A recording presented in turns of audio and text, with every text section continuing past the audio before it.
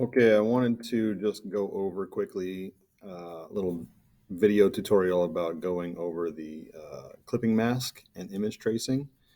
Um, we all kind of went over the image tracing portion of everything, so I'm just going to be focusing on the clipping mask.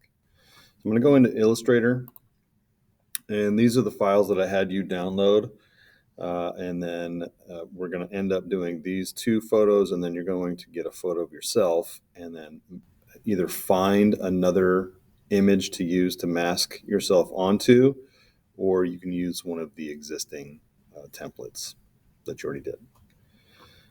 So the first thing you want to do is you want to make a copy. So I had you make these images with the eyeballs, and you could add color or whatever you wanted to do. But then I wanted you to make another copy of these just so they're black and white. We made this one. Again, it can be any color. It could be no color. Color really doesn't matter. This is a shape, so it's a completed path. And with that, we can mask anything inside of it. So regardless of the color or not, you're going to take this shape and you're going to make sure that it's sitting on top of the photograph that you're going to mask to. So in this instance, I have just the pink. I can't see where the eyes and the mouth kind of lay inside of this template, this silhouette.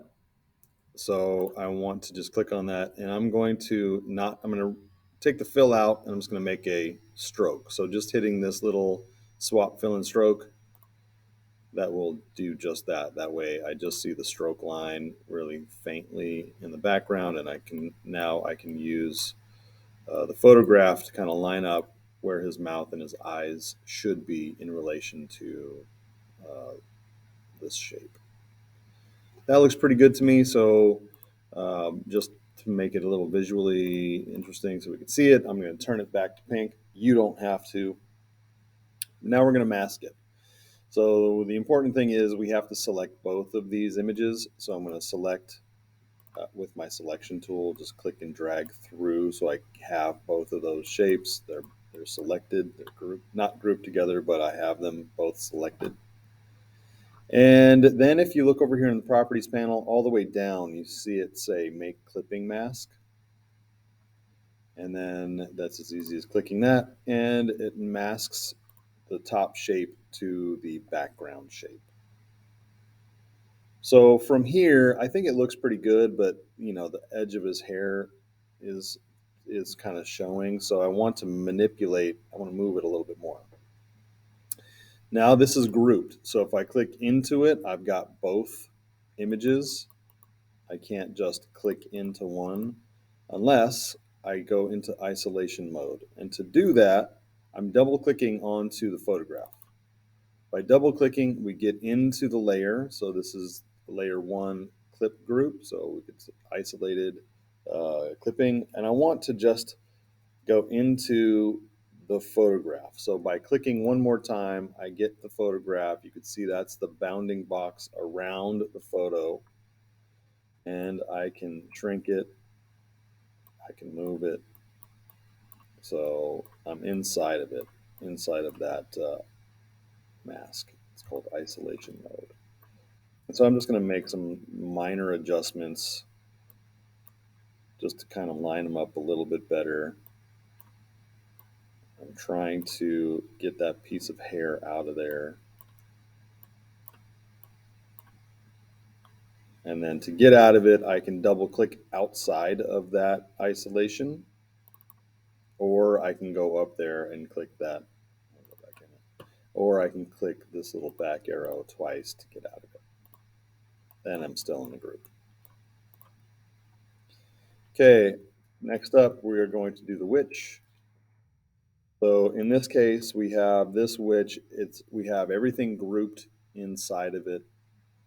And I don't want to ungroup it because then we're going to ungroup all of these little pieces, and uh, when we would have to then go back and regroup everything.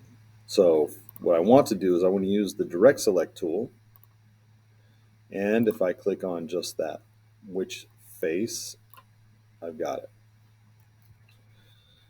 I'm going to make a copy of it though, because I want to have it sit on top of it. So Control C, Control V, that makes a copy.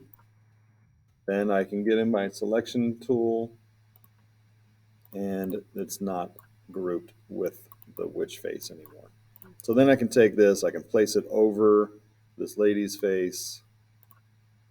Again, I want to select it, select both the photo and the shape, and then make clipping mask. There is a hotkey, which is Control 7. And if I go to Object,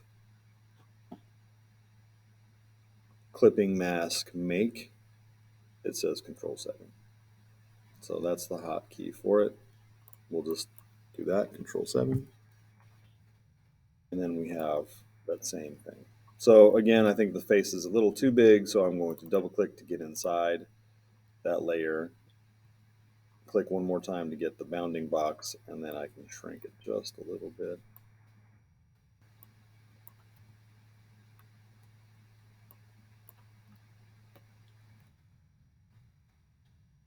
And then double click out or click the back button. And then this way we can line this back up. And last up, you're going to do your own face. I'm just going to use this mummy head. I'm going to use a center bandage. And I'm going to take that center bandage. I'm going to copy and paste it, placing it over my face. I'll just get the outline of it, just the stroke, so I can see where my eyes are going to be.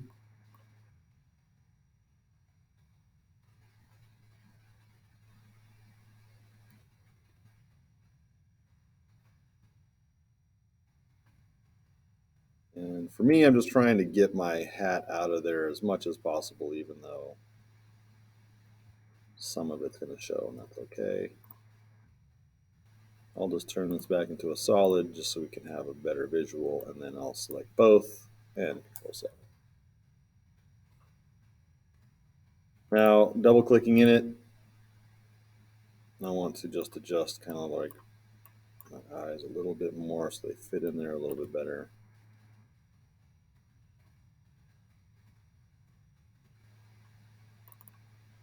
And then I can take that and move it back over. So I can probably go a little bit bigger than that.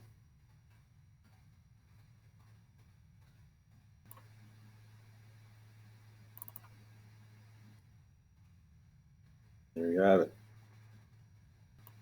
What I do want you to do is make sure that you're getting everything onto an artboard, and then you're going to create a little scene for it, just like that. And then you're going to save it as a PDF and submit those files. That's it. Thanks, guys.